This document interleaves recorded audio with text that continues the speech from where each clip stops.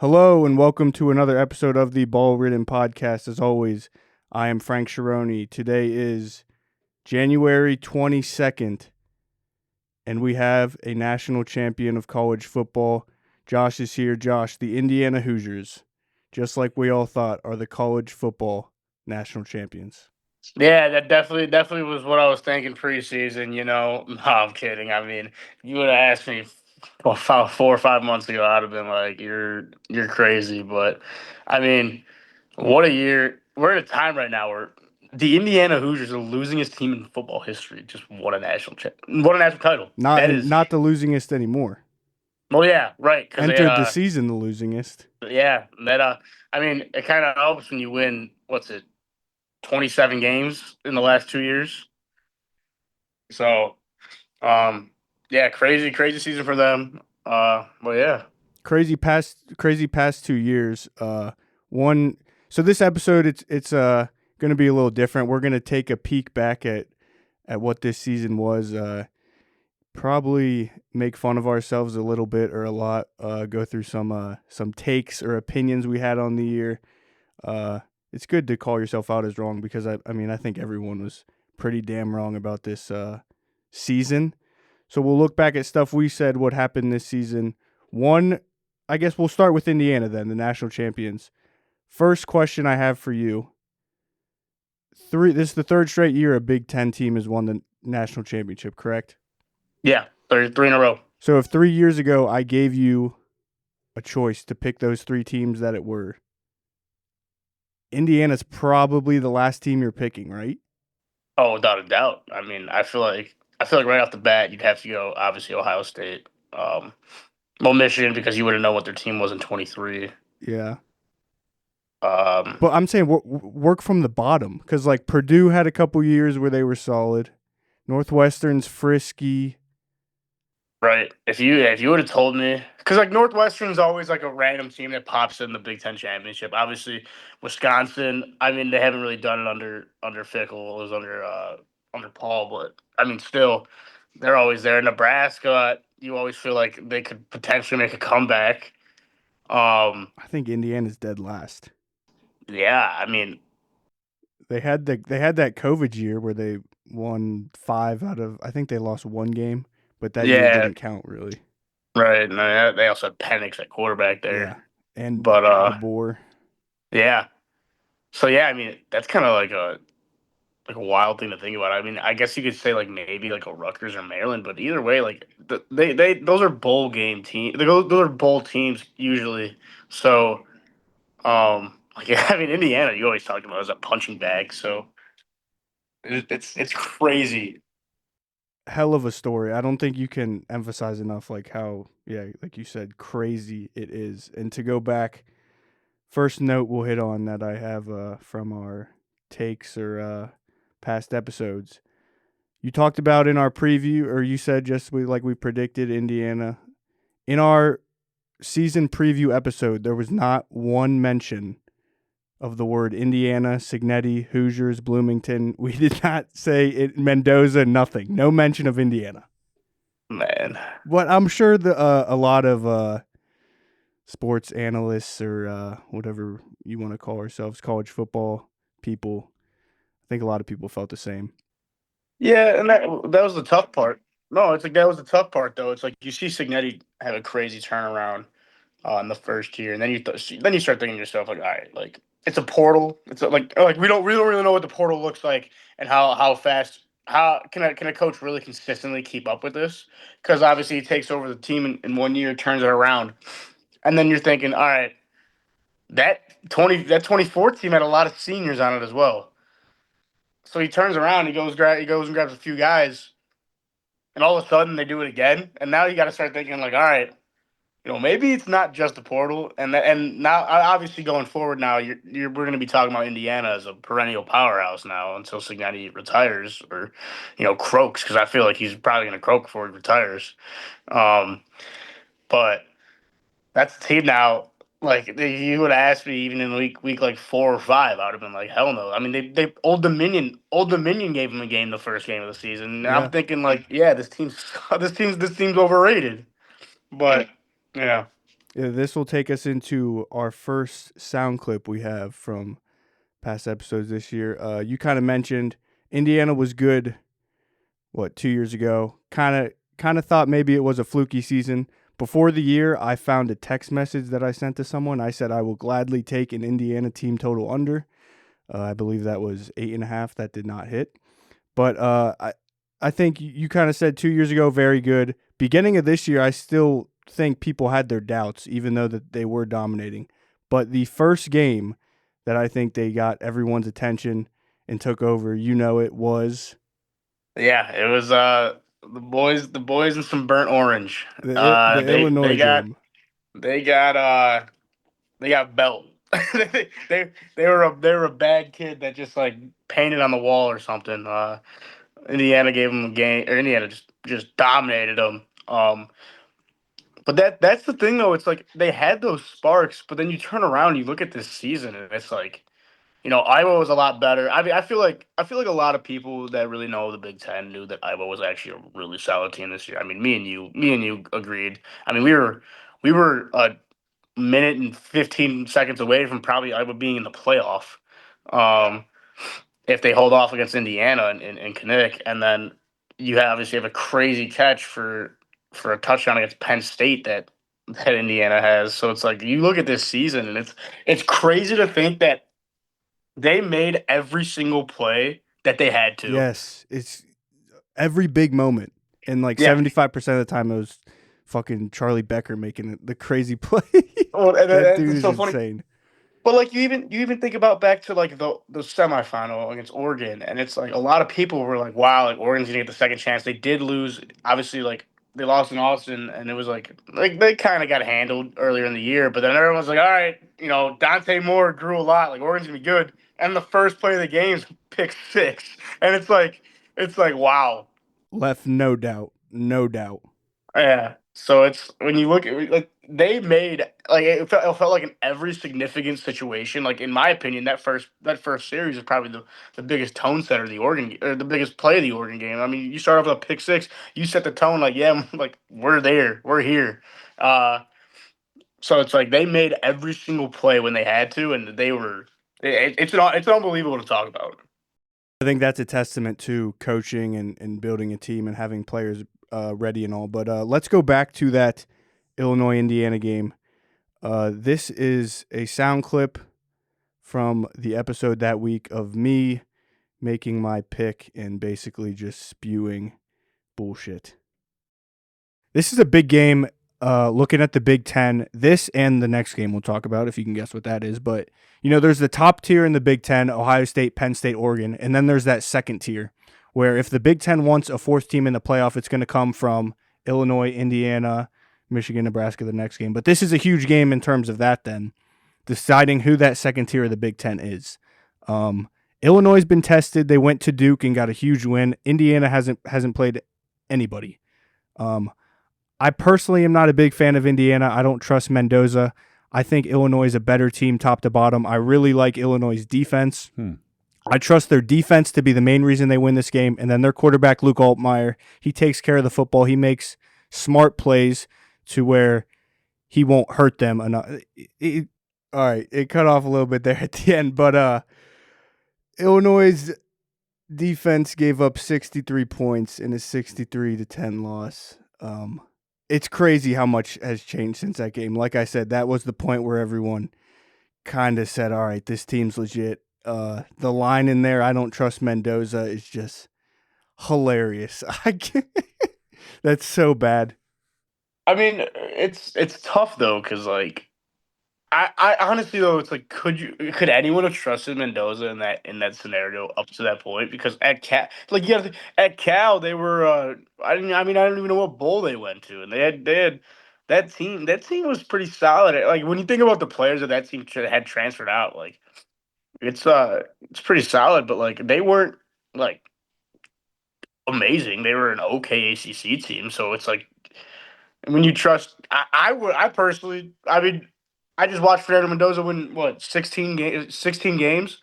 You could ask me tomorrow, do I trust Fernando Mendoza? Yeah, I might watch his last 16 and be like, obviously, but if like I'm taking his name. I'm be like Fernando Mendoza. Like, Yeah, no one was talking about him at that point in the season. It's just funny to look back at what that was like week 4 or 5. That was one of the first Big Ten games, I think. yeah, it was like I think it was week 5. Week 5. And then the talk of the tiers in the Big Ten, Indiana's solidified their spot in the top tier of the Big Ten now, I think, as long as Signetti's there, like you said. But yeah, yeah, that'll wrap up. That's all I got on Indiana. You got anything else before we move on to the other side of the national championship? I guess we can say. Yeah, just be ready to be watching Indiana be in another national championship, the number 1 portal class. So Very, very soon, probably next year. But yeah, the other side of the national championship, the team that Indiana beat, the Miami Hurricanes. They had 2 losses on the year. A team that was extremely high at the beginning had those 2 losses. Everyone kind of forgot about them. You could say they snuck their way into the playoff with those 2 losses.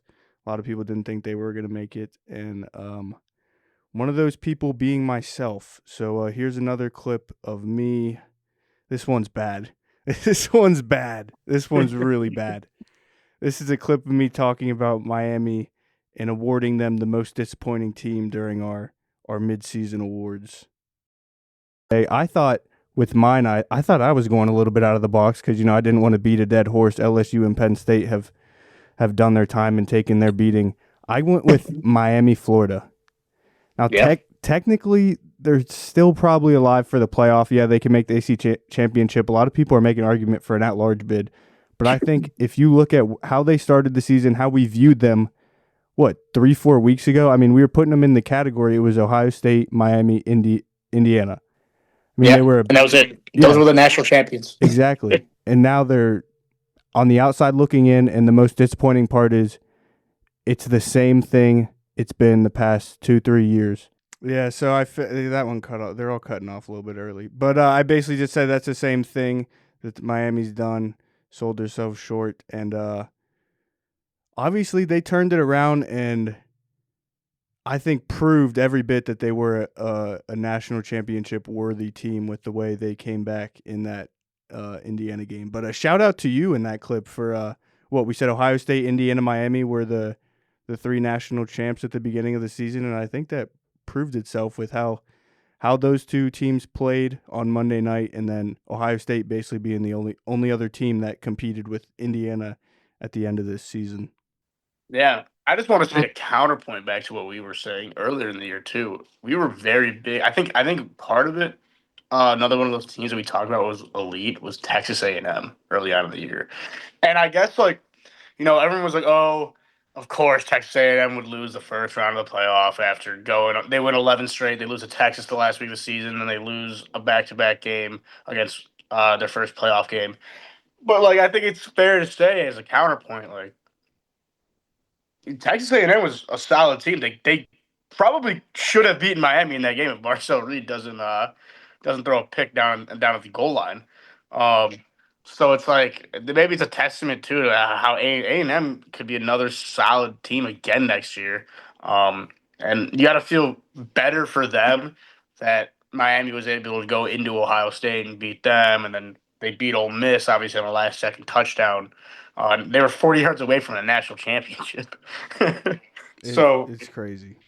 yeah, But like Indiana, like you said with Indiana, Miami in their playoff run made the big plays, and that's obviously what it comes down to. And I think we owe a big apology to Carson Beck because he didn't have to do everything for them or even be much of he wasn't the main reason they were winning, but he played very efficient in winning football.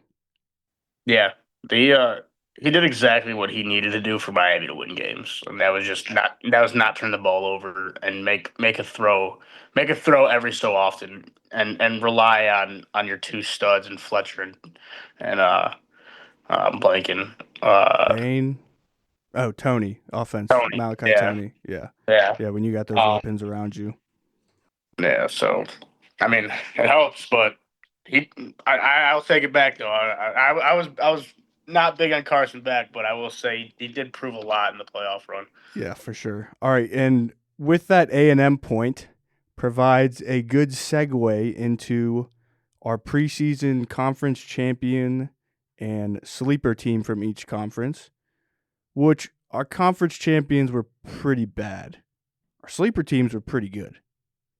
So Yeah. we'll start with the SEC. You had Georgia winning it all. Very good. Okay.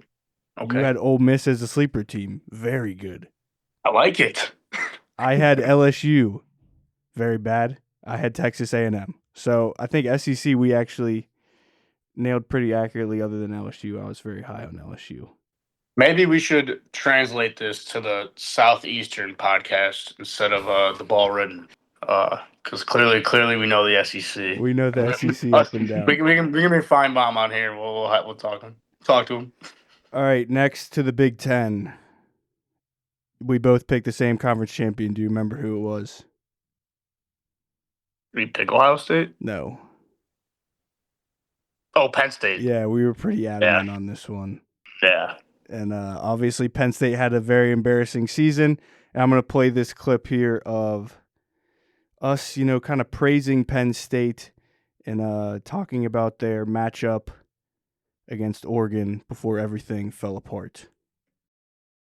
I said it pregame or preseason earlier in my other one. Me and you both agree. I think Penn State has the best team in college football. Yeah. Uh, Well, we I might have said Clemson, actually. well, yeah. I maybe we said Big Ten, but I think Penn State's so physical and big that they're going to be able to pound the rock, keep the ball to Dante Moore's hand, who is very he's very good. Yeah, But speaking of guys flying under the radar quarterbacks, Dante Moore. I think he's second favorite in the Heisman right now, but they just haven't played anyone. So right, so I'm gonna take Penn State here, just at home, -3.5. I have no words on this over under. This game could, to me, this game could be. all right, Penn State obviously lost that game, but I mean, you show me someone in the preseason or even before that Oregon game that had doubts about Penn State. No, I mean Right. they were loaded. Right, and this is what's crazy is like I have a lot of buddies that were like, oh, Penn State sucks, Penn State this, like, and it was more them hating Drew Aller than actually not liking Penn State as a football team this year, not thinking Drew Aller was that elite of a quarterback. I thought Drew Aller was a pretty good quarterback coming into the season, but I don't think there's one actual person preseason that could have looked at Penn State and been like, "Oh, there's no way they're not going to be running it back a little bit, like for a run. They're bringing 20 of their core guys back." No one saw them being that bad. What, they finished 6-6, right? They had to win the last week to be bowl eligible. Yeah, Yeah, so I don't think anyone saw it going that poorly. No one would have predicted James Franklin would have. Well, maybe because it's kind of like a Mike Tomlin thing. I did note in the preseason, our preseason show, I said for both LSU and Penn State when I made those picks, I said it's now or never, which I mean you could say was the case because they did both fire their coaches, so the never did come into effect. So our Big Ten sleeper teams then, you had Nebraska. That was I had Iowa, which was also, I mean, they were a couple plays away, but in the end it was the same exact season it is every year for Iowa. ACC, we both had Clemson. It's a very similar story to Penn State. I also liked in that clip the little tease of Penn State, you saying, well, or we picked Clemson, or Penn State and Clemson both came up, and then they played each other in that bowl game. That was funny. hey, that was a great bowl game though. Yeah. Great bowl game. Yeah.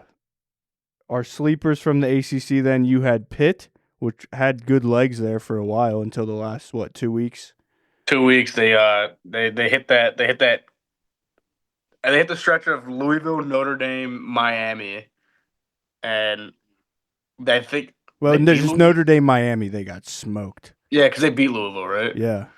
Yeah. They actually they're pounding Louisville. Yeah, so it was the Notre Dame game. They really got beat up on, and then Miami just dominated them physically. They scored a little bit at the end there, but yeah.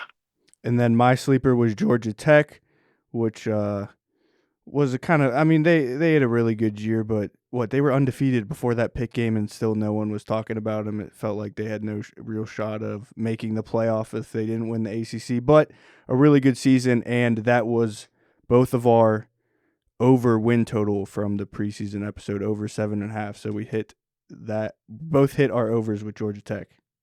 Well, that's nice. So look at us go. Yeah, we got something right. All right, Big 12. Big 12 before the season was a complete toss-up. I think Texas Tech was the favorite, but there were 4 or 5 teams that were all clustered at the top there. Your conference champion was Baylor. Baylor was not bowl eligible, which I think is wild. I thought Baylor was going to be really good too. What, UC? My UCF. Oh, yeah, your sleeper. UCF. Not bad. They had a solid year.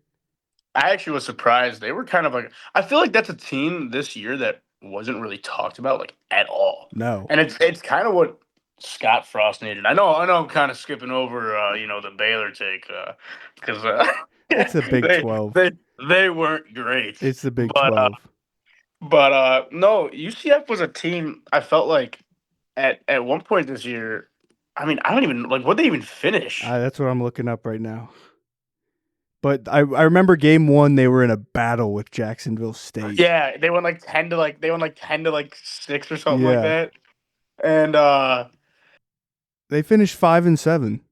See, like, you know what? I'll take it for UCF under Scott Frost. That's another team though. It's like, I feel like that's a team that could be attractive to some of those Florida recruits. For being down there, obviously, USF. I mean, has been getting a good amount of those guys that don't go to those big power schools. But obviously UCF's now they're a Power 4 conference team. Year one under Scott Frost has proven to win. I mean, they claim a national championship that's actually recognized, which is hilarious. So he has like the tools to do it.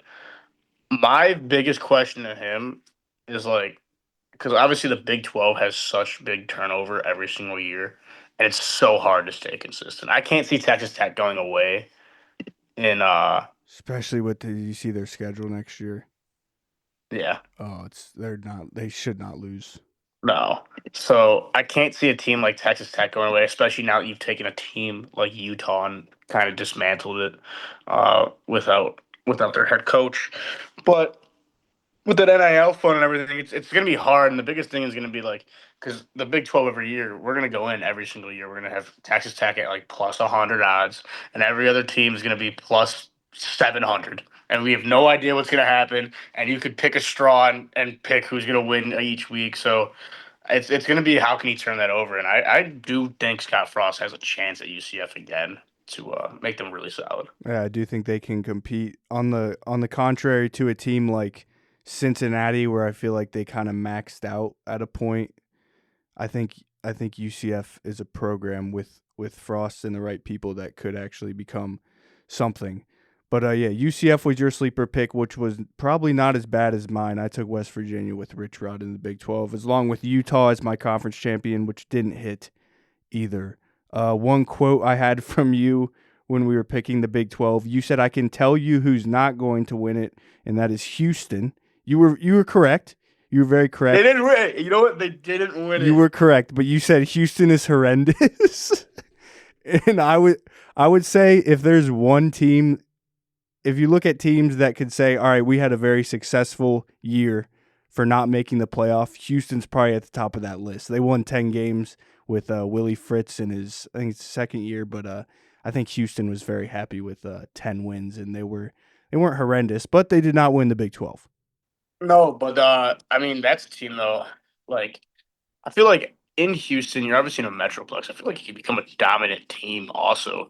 And I guess I didn't think the Ball State transfer with Koizle was gonna be that good. But you know what? He was that good, and they proved a lot this year. But again, that's another team where it's like, could anyone have predicted how good they would have been? Because you're in the Big 12, it's so hard to tell how you're gonna be. But another shout out though to Connor Weigman. he was kind of. I mean, obviously he was the big 5-star coming to A&M, and then just played horrible. Got benched for Reed, and that was the end of that story there. But what a bounce back season! I just looked it up. He had 2,700 passing yards with 700 rushing yards. He had 11 rushing touchdowns and 25 passing touchdowns. So he combined for 36 touchdowns this year, and 3,400 all-purpose yards. That's pretty. That's actually that's not pretty good. That's really good. He's a guy I think that kind of had like that Carson Beck type of like stench or a negativity attached to his name because of what he did at A&M. And yeah, he had a really good year. And Houston is riding with him. I don't think they got anyone in the portal. And if you would have like before this past season, I probably would have said they'll test out Weigman this year. It probably won't work, and then they'll sign someone big for the portal. But yeah, shout out to Connor Weigman. Yeah, Tyler Weigman. He's going to come back for his senior year, 5th year. So, interesting. All right, that is our conference winners. Let's see what else we have. Oh, our unders. You had Oklahoma under 7.5. You said that was mainly because of the schedule, which the schedule ended up not being as tough as everyone thought. I think you were like Oklahoma wasn't that good of a team. Yeah, I feel like they had that. What game was it where they had that big? When did Mateer get hurt? Was it Michigan? He came back the Texas game and they looked like shit. Yeah, so I feel like up until that point, Oklahoma was a pretty solid team, and then Mateer goes down. Obviously, that defense was national championship worthy. But with him getting hurt, it kind of derailed them a little bit in the sense that I really think that team was probably a contender worthy if they have the way that I'm so blanking on his name right now. Mateer was playing before that, so I feel like they had that turnaround. But yeah, they're good. Venables, shout out to him because he's the type of guy that his seat's been warm for a while. He did a lot for his seat to cool it down this year. Yeah, so I'm curious though with what's happening down in Texas because they lost the Red River, right? Yes, they got kind of smoked. Yeah, so I'm curious how important that's going to be for his tenure going forward. Obviously, making the playoffs is that's going to extend him regardless. But I'm curious how much Oklahoma's going to weigh the Red River. Kind of like a Ryan Day not being able to beat Michigan situation. Exactly. Same situation. I didn't think of that. Good point. All right. My under was Syracuse under 5.5. That hit easily. They were playing with some like lacrosse player at quarterback for half the season, true freshman that like didn't even play in high school or something. But yeah. Other than that, let's see. I have at one point we said Ohio State is not that good this year. I'd say they were pretty damn good. I'd say they were that good. They were about what, like 2 drives away from probably playing in that. That was early in the season, and we both kind of came around on that. I mean, I sucked off Ohio State pretty hard, I feel like, this season, and it came back to bite me. Yeah, I mean, I feel like they're only. It's weird though because they're going to lose a lot of their defense, but I feel like that offense next season is going to be unreal. So we'll see about that. But yeah, no, they proved us wrong. I didn't think they'd be able to sustain it. I don't know. I feel like preseason we were kind of talking about them. I feel like it was that week like 1, 2, and 3 that we watched them. It was that, and then this was right before the Washington game. That's what it was. Yep, they were huge on Washington. Which wasn't bad though. Washington was a few plays away this season from being really good. Yeah, another team that was in that boat. All right, and then a couple more things for this season. I looked back at week 1, and it was just kind of funny to look back at some of the games that we were all excited about. Baylor versus Auburn. We thought whoever won that game was going to be, in a prime position to compete in their conference and maybe for a playoff spot. Neither of those teams made the playoff. LSU Clemson, we thought that was a national championship preview. That was not. Both of those teams were bad. TCU and North Carolina. Bill Belichick Bill Belichick will always have that first drive touchdown against TCU, and then after that, everything went to shit. They kind of turned around second half of the year, I thought. And then last one I wrote down, which was I completely forgot about. But you remember when Virginia Tech played South Carolina? Remember South Carolina was like a top 15 team? Yeah. And I don't even know what they finished, but they faded quickly. But they got basically their big contributors coming back next year. So that's a team too, though, that I'm very, very excited to see a little bit. Yeah, but I feel like it was the same story last year. Yeah, it's weird because like they kind of had that Clemson, LSU, Penn State feeling to them this year, but they just weren't talked about being that good because they lost to Illinois in that bowl game. But it's like you look at them and they returned so much from 2 years ago. They turn around and they were bad this year. And then, but all those teams though, like the LSU's, the Clemson's, and the Penn States, like obviously LSU and Penn State implode, and they're just completely different rosters now, different coaches, everything like that. Clemson's turning around. All those guys are graduating. South Carolina's in a really weird spot where it's like I feel like a lot of those guys are still from 2 years ago are going to be on the team, and from last year are still going to be on the team. So I feel like we haven't seen that situation where a team was really good and then bad, and then everyone still stayed for the third year. So I'm very curious how it's going to turn out for them going into this last year. And is Beamer on the hot seat? Is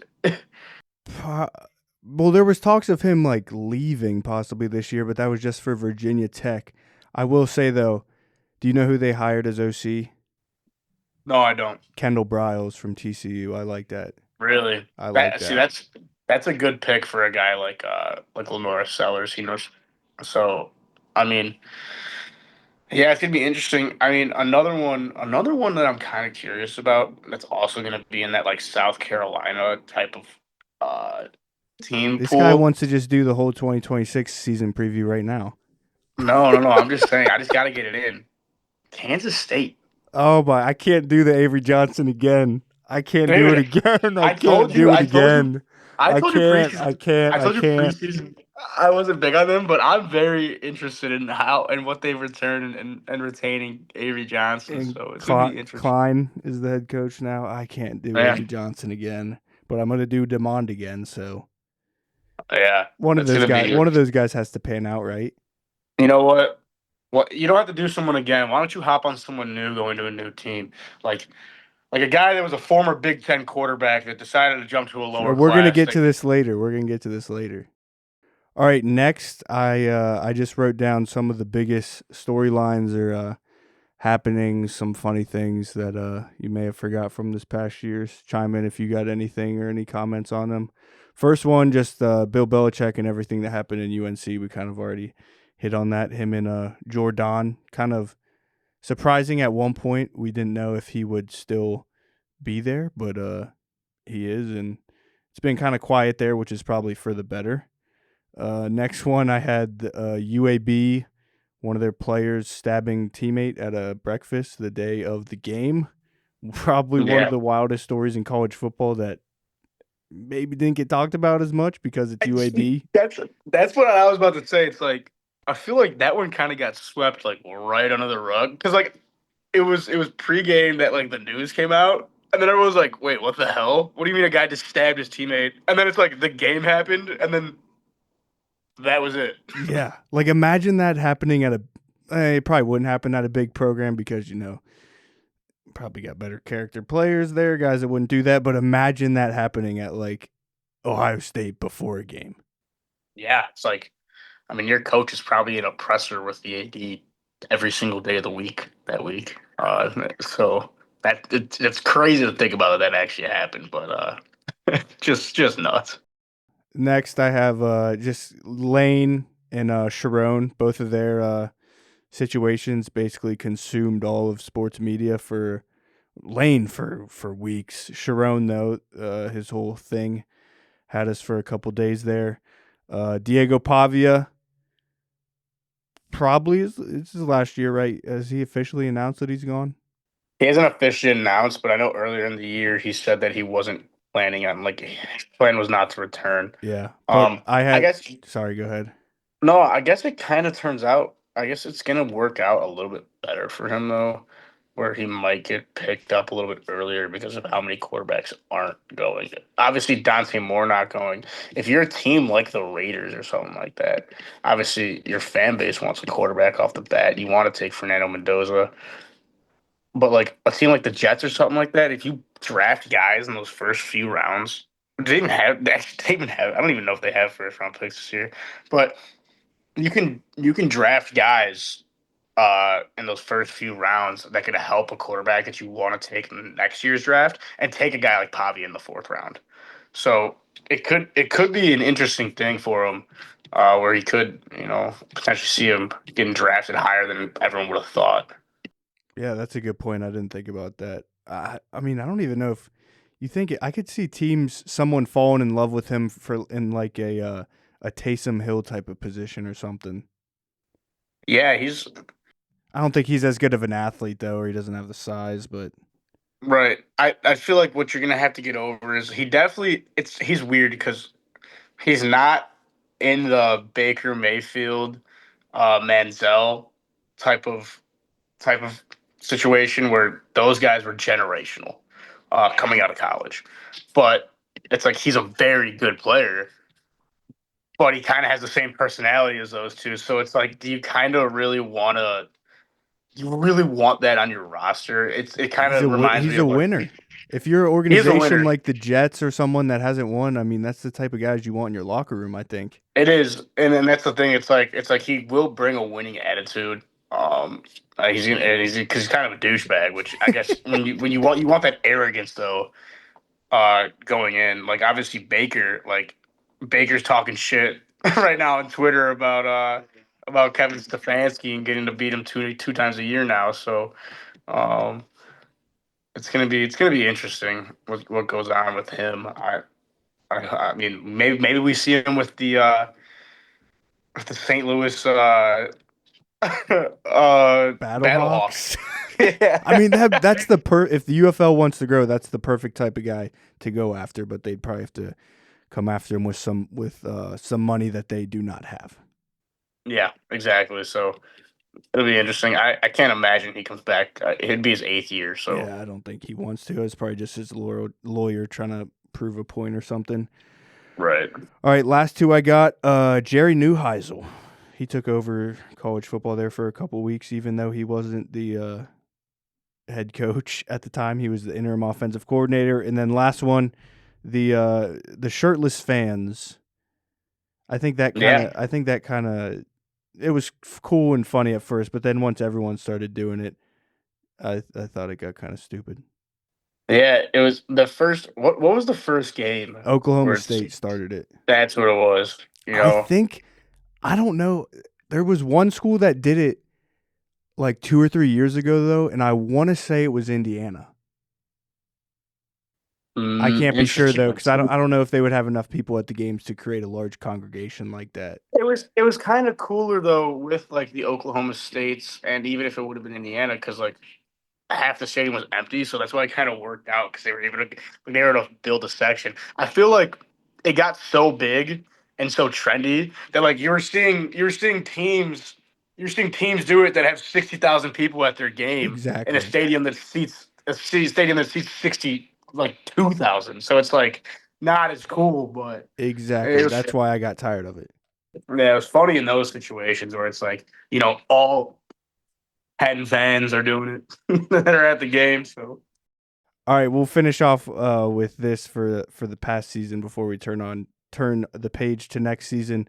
We gave a lot of love to FCS football this year, and no one knows more FCS ball than you, Josh Vargas, and that is made evident in this clip from our season preview, talking about Illinois State.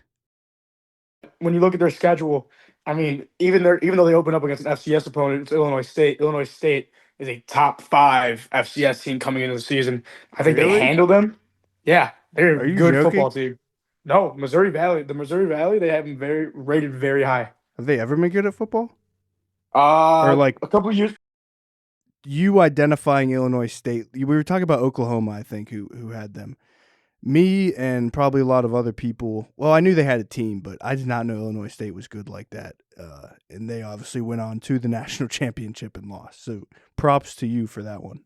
I appreciate it, but yeah, I will say though, what a lot of Illinois colleges have been doing is like even North Central and Division III, and those like powerhouses that are coming from the Midwest, they do a really good job at grabbing these guys that are former FBS or FCS guys, and they're like, "Hey, we have a home for you here. Just come here. You'll win a lot of games."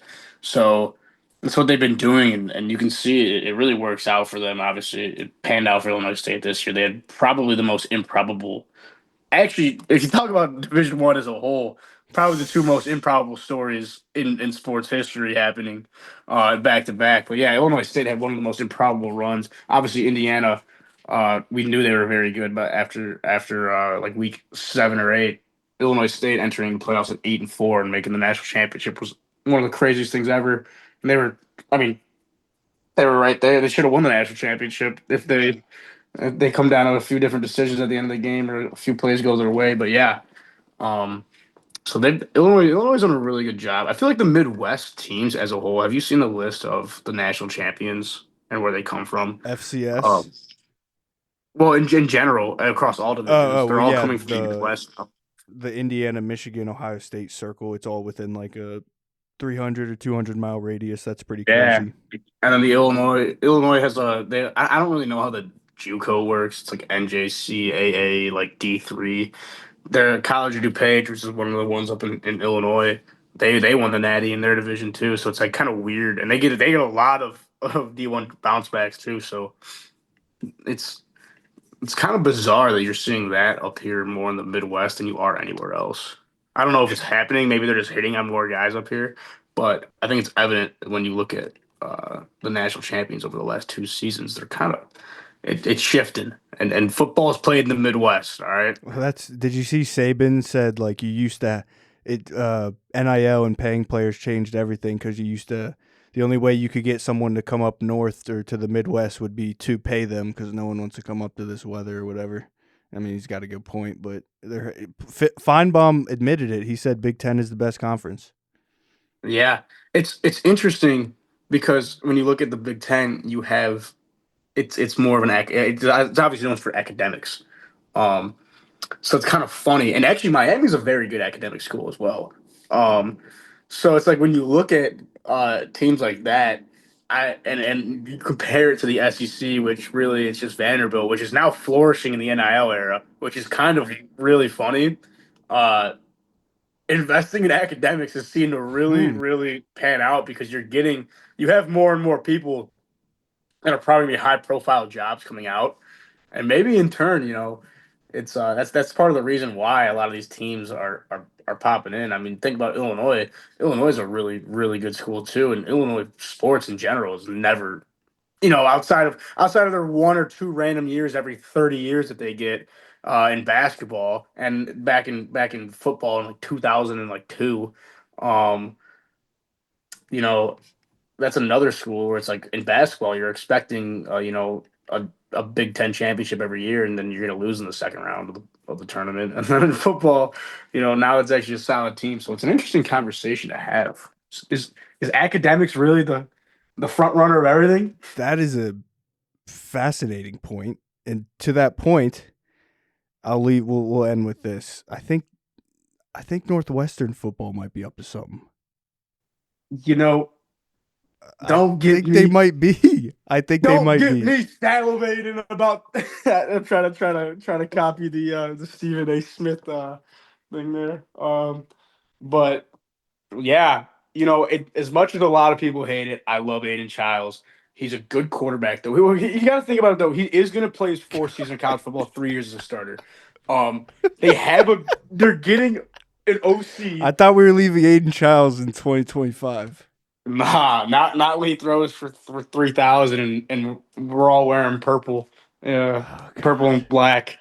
Uh, I mean, could you imagine next year if like it's a Northwestern Indiana Big Ten Please, championship. please. Like that would just be one of the craziest things of all time. But Northwestern though is another school. It's like a lot of with the dome that they're building. It's going to be one of the most premier atmospheres of college football. They seem I to don't be know. making an investment monetarily in the football program, right? With that, Yeah, bringing in Chip Kelly, they probably had to give him a lot, but just going after him, I think says you're making an investment in winning. And yeah, this Gary's coming in stadium, too. yeah, With you're bringing in a guy that was talked about, like you said earlier, one of the most talked about guys. So it's interesting the coat where it's like when you think about Northwestern, you think about stability and just being like every few years they'll pop in. Their coach is great.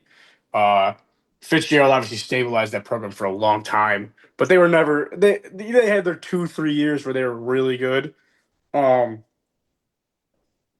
but yeah, I mean it's gonna be interesting to see them. I'm curious to see. I personally don't know if they have enough fans to fill out that stadium. I know it's weird because Evanston's a weird area, and even being in Chicago. So right now I live very close by to it. You just don't get your Northwestern fans up here. It's like, no one's excited for Northwestern football. it'll almost be like the Raiders stadium with so much opposing fans, though. I think because Chicago's a melting pot of Big Ten alumni a lot of the time, so a lot of the visiting teams fans will probably be there. People that want to make a trip to Chicago because, like you said, it's also going to be a sweet stadium to go experience that. So I think there probably will be a lot of other teams fans in there.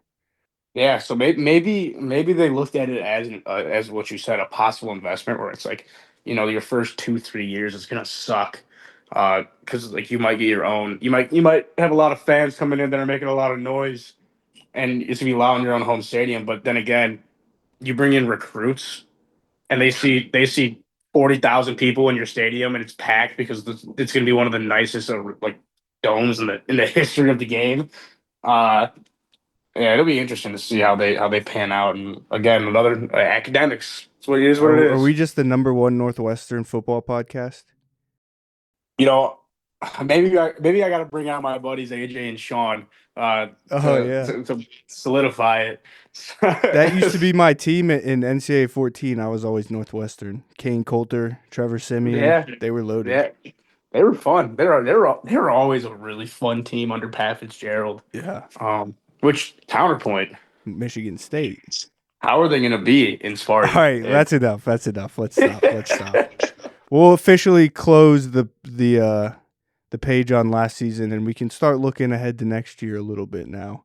One thing I will say, you alluded to it. We had two great stories in college football this past year. For all the complaining that is done about college football, which yes, college football has its issues and problems that it needs to fix, and there is way too much complaining, I think, but the product is still incredible, and we had a great, entertaining season. Yeah. That's something that they've really been able to do, and that's what's really nice. It's a good product. It has been a really good product. I think too what we're seeing now is we're seeing a lot more stacked defenses. Yes, this year was all defense. Sorry. No, you're good. And I feel like the quality of the game, obviously college football was known for like its offensive explosions, but you also got a lot of people who aren't really big into college because they were like, well, it's a touchdown every single drive. And they're more catered to that pro style where it's like your halftime scores are 13-10, and we got a lot of that, especially in the playoffs. If you want to go far, you got to have a good defense now. Right. So it's been interesting seeing that, and I feel like college, the product has gotten really, really, really solid at doing that. Obviously, you had Oklahoma, Miami, and Indiana defenses in here, but you turn around, you got Oregon, Texas Tech, and like A&M's defense, who are all like really, really good at the top of the list. So it's interesting. Uh, There are teams that are like built on their defense. That's what they lean on, I feel like. yeah. So I wonder. The game's cyclical. It's coming back around. I know. So do you think that it's more? Is it more defenses are getting better, or is it more of there's a wealth of offensive players getting spread out that aren't all on the same teams now? Um, We could do a whole entire podcast episode on that probably. That is a fascinating idea. you know, It's maybe we're talking about we got some good philosophy going on because you here, think about it, you especially see defense dying this year, I think, in the SEC. right? And it's like when you think about what has happened in the past, it's like talk about Georgia's if you threw it 3 games this year, giving up over like 35 points. Georgia wasn't the dogs on defense. It's like Georgia, you're expected to get sacked 15 times and have negative 70 rush yards. So it's interesting. You got my mind in a pretzel now. Yeah, well that's good because All right, now I'm giving you ideas for the future. let's get off this. Yeah, that we could do a whole episode on that. All right, quickly before we get out of here, the transfer portal. It's been wild. It's almost not even worth trying to keep up with 24/7. You obviously can keep up with the big names, and no names are bigger than the quarterback position. Correct? Not at all. It's all quarterbacks, and that'll make or break you. So I have a little surprise for you. Okay. I don't know if I want to do this, but I have written a poem. Oh, A poem. People forget I took a poetry class in college, so putting my college skills to work. I have a poem to help summarize the college football transfer portal when it comes to the quarterback position. I like this. I like this. Would See where you? this goes. Would you like? Do you think we can get through this without you laughing at me? I'm not gonna laugh. I'm gonna lock in real quick. All right. All right. This is a poem to summarize the quarterback position of the college football transfer portal. The college football transfer portal is absolutely insane. Whoever came up with these rules certainly has quite the brain. This year, everyone's looking for a big acquisition, especially when looking at the quarterback position. Byron Brown and Bestamaker followed their coaches to Auburn and Oak State. Kenny Minchie was originally going to go to Nebraska until Will Stein said, "Come to Kentucky and I'll make you great." Dylan Raiola saw Mahomes rocking Oregon and dipped for Eugene, but that's not the last of Dante Moore as a Duck that we've seen. Sorsby knew he couldn't compete for a natty in Cincy, so he got a bag from Texas Tech to become a Red Raider. He didn't even have to make an effort on his girl to persuade her. DJ Lagway to Baylor, he was such a bad Gator, but that ink may still be drying. Alonzo Barnett joining Scott Frost at UCF is my sneaky favorite portal signing. Indiana probably got another Heisman in TCU's Josh Hoover. Hopefully it's false, those Signetti computer hacking rumors. Air Nolan to Memphis, that could be a great fit. Was Rocco Becht really the best Matt Campbell and Penn State could get? James Franklin brought over a Nittany Lion and will have Blacksburg feeling grunky. Anthony Calandra at Nebraska just sounds very funky. Trinidad got denied, now Deuce Knight's Oxford bound. DeMond tried to leave Washington and almost burnt the whole sport to the ground. Miami got desperate and allegedly offered Darian Mensah the world. What has happened to this sport? However, Duke may hold all the power when it comes to court. Here we may be looking at a classic contract breach. All it took was $10 million and much more to possibly bring him to South Beach. And let's not forget about Vargas's boys, Childs to Northwestern with Chip and Kattenhauser to Champaign. We thought the well ran dry for LSU and Lane. But then he got his guy, landing a commitment from Sam Levitt. And that's no flub. Dan Marino fucking send it. Whew, that was longer than I thought. I'd never read that out loud. That was actually really, really good, Frank. And I'm gonna have to say I appreciate you putting the effort to do that. And when you have hours at work, just coming up with random shit in your brain, you can do stuff like that. Yeah. It'll be interesting. I actually kind of forgot about the Barnett news to UCF. I do really like that. We didn't bring him up when we were talking about UCF earlier, but I mean that's the type of guy that I think could have a great season for them next year and kind of put them on the map, right? Yeah, I think so as well. One other thing I'm very very excited about is the Pokes next year. And I just want to finish on that note. I think not only are you getting Maker, but you get a guy in Caleb Hawkins who is like the most underrated. I granted I know he's very highly rated in the portal, and but when you look at him and what he did as a true freshman, My God. it's it's insane to think about. If he was obviously he was doing that in the American, but like what he did, Do you have his he's stats? put. I'm gonna pull it up right now. That's I got 1,434 yards, 25 touchdowns rushing, average 6.2 yards per carry, and he basically wasn't a huge part of their offense the first 2 games for sure, really the first 3 games. Yeah, Add in 370 yards receiving and 4 touchdowns receiving.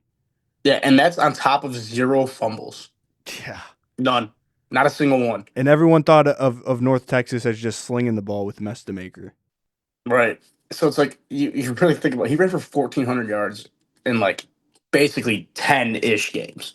Uh, he's he's one of probably the most exciting players. I love Eric Morris. Eric Morris is probably he's another guy that's not really talked about as one of those like crazy good coaches. I think he just hasn't had like a lot of time, I feel like, but he's risen so quick.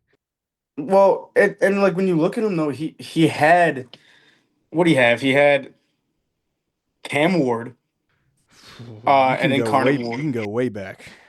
Didn't he have? Yeah, didn't he have Mahomes? Baker, I believe, too. Yeah, Baker. He's the one that got Baker to Tech. Then he had Mahomes. Then he had uh Cam Ward, and now he's having Drew Messmaker. It's like the identification is absurd because Baker was as a walk on. I don't think Mahomes was crazy highly recruited. Mestemaker, didn't play in high school. Cam Ward, he identified him at Incarnate Word as a 0-star recruit. Like, that's crazy. Yeah, so it's like you kind of think about like what this guy's been able to do. I'm very excited how Eric Morris is gonna be. Uh, I'm just looking right now. Like he had a turnaround. He had a turnaround at Incarnate Ward and FCS where they his first year he tied first in his conference. They only finished 6-5 though. Then his next 2 years were very disappointing, and then his last year, uh, they went 10-3. And obviously, so he's kind of in this like path where like his third, fourth years has been very good at a school. Obviously, in North Texas this season, finishing 11-2. Um, so it's I mean, Program Lake Oak State, though, if he can get financial backing, which I don't know where that stands right now, that's a program that I think could get up there. yeah, it's tough because they're just a basketball school now. You're not wrong. But no, it's interesting to see what they're gonna do. Which I mean, I feel like obviously you could have a whole nother conversation just on the transfer portal for coaches. Yeah, my God. We spent more time the second half of this season talking about that than we did actual games. Yeah, it's awesome. Another one too though, with Aaron Nolan. I mean, dude, Charles Huff is one of my favorite coaches. He's really just jumped the totem pole, and that's another one of those guys.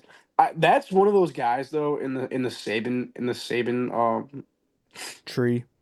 yeah in the Saban group that's like he's still obviously he's jumped from Marshall to Southern Miss, not a Memphis. Memphis is the spot though where it's like this is gonna get you anywhere in the country if you win at Memphis. Yep. Because Memphis is that next step under P4. It's what I mean. What would you even put in that? It's like Memphis and like The top Tulane, group obviously. of 5. Yeah, Tulane. The American, JMU now. basically. The JMU American now. and the top teams in the Sun Belt, yeah. So it's like he's at that spot now, and I do think that he's going to be able to win a lot of games there, and he's going to get a head coaching job. Obviously, with how much money's invested into football now, I feel like is anyone's job even safe? No. You're one. you're 1 year away. It's Shit, you're one game away. yeah. Which brings up another point. Is Clemson going to close the book if they don't win? You I mean, have this to. is They have to. But I don't know if they want to or will. yeah. It's like watching an old man with like Alzheimer's try to like walk around the house. It's like you want like you want to or dementia. You want to be like, hey man, like let me grab that for you, grandpa. But like you want to see him go. You want to see him do it. Has there been any Memphis major portal additions? Aaron Nolan, obviously. I Or still no. think Fuck, Clemson. Sorry, what I mean, oh meant. Yeah, Clemson. They don't do. Dabo doesn't do it. he doesn't. That's the thing. It's like, well, that's the weird situation. He's not like. That's the question. So if they were to move on, do you think a big program would go after him? I don't think they would because I feel like they would say, hey, if you're not going to do this whole portal thing, we don't want anything to do with you. Yeah, so I'm looking right now. They haven't signed anyone over a 3-star in the portal. Yeah, he does. And I mean, they could have used one of those big quarterbacks. I don't know who. It's some recruit freshman, I think, coming up, but It's like Vienza or something like that. But yeah. So I'm looking right now. Their top two guys were from Colorado and Auburn, and they were two freshmen. So like so right now when you look at it, he's signed two guys that are over sophomore year. So he's still kind of very committed to getting those younger kids because he wants them in the program. he wants Other than development. that, yeah, other than that, he got a corner. He got a corner that's a junior transfer from Penn State, and he got a senior transfer from Howard Bison. Hmm. But other than that, everyone else is a freshman or sophomore. So it's interesting what he's doing. He grabbed a ton. Listen to this: edge, corner, safety, D lineman, running back, edge, D lineman, linebacker. One offensive player. Defense. Yeah. Huh? Interesting. Interesting. All right, we'll leave with that. Actually, last thing we spoke about Incarnate Word. One quarterback that didn't make the poem is Incarnate Word transfer quarterback. Finish the sentence. Can't we? You don't know? Oh, oh my gosh! Oh my gosh! Is it Finley? Yeah. TJ Yeah, Finley going to Incarnate Word. What is 7th school? that is fantastic. It's Do you it's know he joined Georgia State like 10 days before a game and started in that game last year? yeah. That's like the craziest story. He's one of those guys. I feel like he's not. Jeff Sims obviously wasn't. That's an exaggeration because he was only at 3 schools. But that's another guy though. When like you just turn on a game and you're like, wait a minute, TJ Finley's in. He pops up. Like, Freaking what's Bachmeyer? Was it the older yeah, Bachmeyer was like that? yeah. Hank Hank Bachmeyer. Bachmeyer, yeah. Like I remember after his freshman year at Boise, I was like, dude, this guy's awesome. And then like all of a sudden he's at like Wake, and then I don't even know where else after. But yeah, it's really funny when you get guys like that. Um, but yeah, so I mean, interesting. I wonder how they're gonna be. TJ Finley, he's in his 7th school. He went LSU, Auburn, Texas State, Tulane, Western Kentucky, Georgia State, now Incarnate Word. Yeah. Last thing I want to say, huge transfer quarterback. I know he's gotten some news. He's a Harvard kid that went to TCU. He's thrown for 6,000 yards in his career, 52 touchdowns. Um, I wonder. Yeah, it'll be interesting. Obviously, is there going to be another hit on an FCS guy or a lower level guy like Trinidad? I'm not sure. Um, Where was that? Was it Mercer, the freshman? the other kid was Mercer. That's the kid that I talked about. Did he go somewhere? Braden Atkinson. Oh no, he's going to Oregon State. Oh no, Career ender. no. His career's over. Last time I saw a guy go to Oregon State, it was oh man. Isn't that where what's his face transferred to? The Duke quarterback from 2 years ago? Duke. DJ was there. DJ No. Younglele. DJ and Cam Ward. DJ and Cam Ward were on the same roster together. What? Or not Cam Ward. Aiden Childs. Childs, I mean. yeah. Remember Childs was the backup Yeah. and he had the clipboard all the time, and they're like, "Look at him, he's gonna be so prepared when he gets his chance." No, who's the kid that transferred out of Duke last year because Mensah came in? Oh. That was yes, awesome as a yes, freshman. yes. He was at Texas too. What's his name? Malik. Yes. Malik Yes, Malik. Is it? Murphy. Malik Yes, Murphy. yes, that's a guy that fell off the face of the earth this year. I think he was playing well, but they were just losing because the rest of the team stunk. And then I don't know if he kind of just wanted to stop playing or got benched or whatever. But yeah, kind of a weird story for It him. could have been a scapegoat situation where you just blame him. Yeah. Which is what a lot of people do now, especially with how much money's in it. Other than that, though, when is Julian Duggar going to get his chance? Is Zevi Eckhouse gone? Is he? Dude, Washington State was a good team this year. Yeah, their defense was crazy. Yeah, dude, they remember. I remember. Lane Kiffin going up to that week was cracking a lot of jokes. He was like, "Yeah, we're getting two teams at the top of their conference playing each other, and all of a sudden you go into that game and it's like the fourth quarter, it's like a 3-point game, and then they play someone else tight." Their coach got poached though. Didn't he go to Oh, we're going on way too many tangents here. We've lost track of everything. I mean, I was just pulling up their schedule too because I remember they played Virginia that's what it was. the following week, and James Madison. Like that's kind of crazy. Yeah, shout out Washington State. The Pack is back. Did they win the Pac-12 because they played twice? Oh wait, What's the tiebreaker? It's got to be I don't know. overall record probably. Yeah, they should have played a third time. It would have been awesome. Pac-12 champs. Pac-12 champs.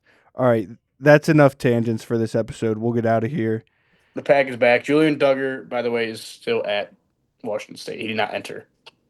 That's good. So watch out for the Cougars next year. The Cougs. All right. Anything else you want to get off your chest?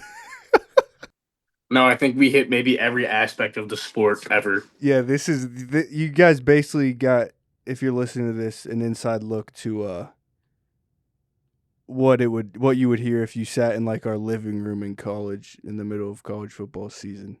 Just tangents left and right, but yeah, I think we did a good job summarizing this past season and looking ahead a little bit. Josh, thanks for joining as always. It's a pleasure. Be sure to listen to Frank's stuff going forward. If you guys want some great picks going forward, this kid's sharp in March. We'll see. Yeah, we'll be starting to do college basketball here soon. Get ready. Yeah.